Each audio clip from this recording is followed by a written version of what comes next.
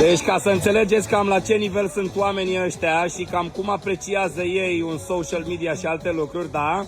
Ăsta este turul pe care noi l-am luat, fraților, și pentru că au văzut și ei acolo că facem treabă bună, ne-au făcut un upgrade, zic, da? Ia uitați ce scrie acolo, VIP, da? Fiți atenți cum arată. Deci, aici s-a servit masa, țaca-paca și ai din asta înăuntru. În cazul în care vii și este mai căldurescu, ia vezi acolo, cu aer condiționat, dai pe 16 grade, de aici ai view să vezi tot ce se întâmplă, la masă ți se servește tot ce este acolo la takeaway frumos, hau, miau.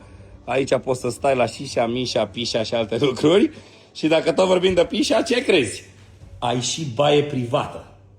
Da? Deci, ca să înțelegeți, totul e plătit, dar n-am cum să nu le dau tag când oamenii au atât grijă de noi, doar că au văzut cam ce se întâmplă.